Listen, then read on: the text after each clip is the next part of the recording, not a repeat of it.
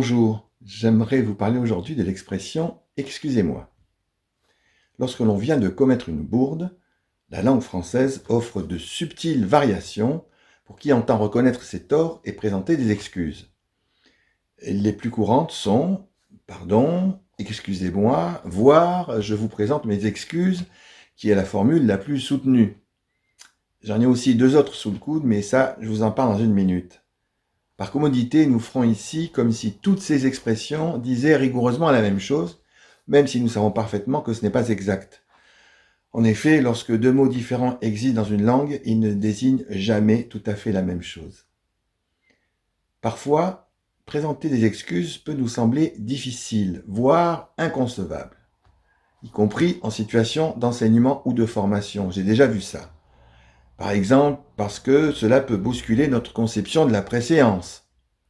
Cette personne étant au-dessus de moi, ou au-dessous de moi dans une hiérarchie, ou en compétition avec moi, ou encore particulièrement antipathique à mes yeux, on entend parfois dire « je ne vais quand même pas m'excuser en plus ».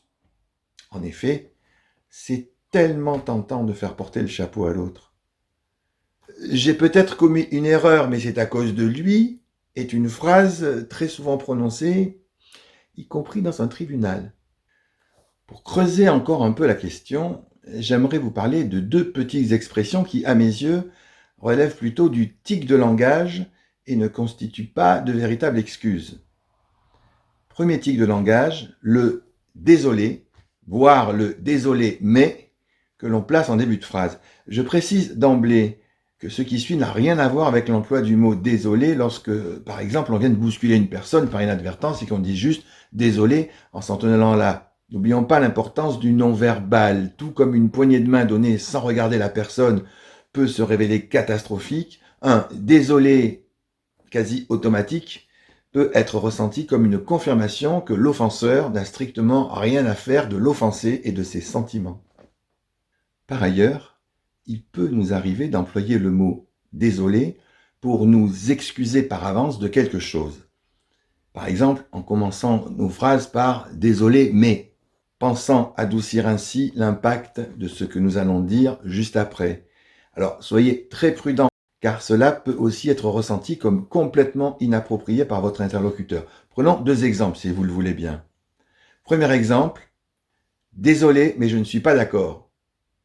J'ignore si vous y avez pensé, mais nous sommes tous habilités à exprimer un fait ou une opinion. Du coup, nous n'avons aucune raison de nous excuser d'avoir un point de vue différent.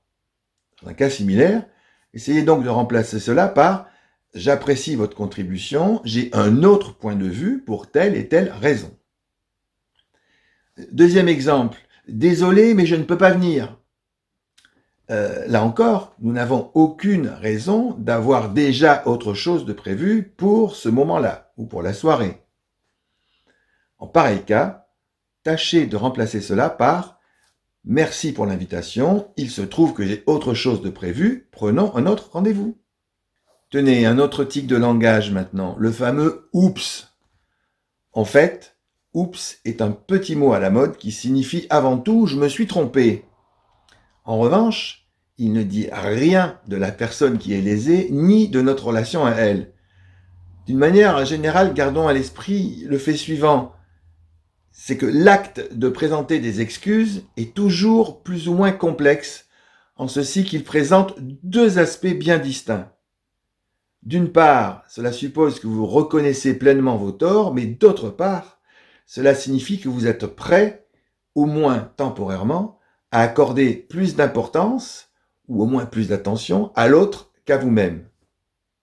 À ce sujet, une psychologue américaine a même élaboré un dispositif en 6 étapes pour qui entend présenter des excuses. 1. Tâchez tout d'abord de vous mettre à la place de l'autre pour essayer de comprendre ce qu'il ressent. 2.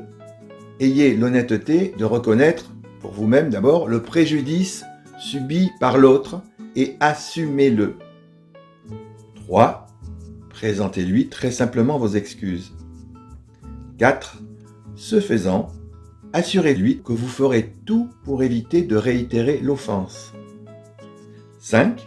Dites-lui l'importance qu'a pour vous votre relation, si et seulement si c'est réellement le cas. 6. Prenez le temps de tirer pour vous-même toutes les leçons de l'événement.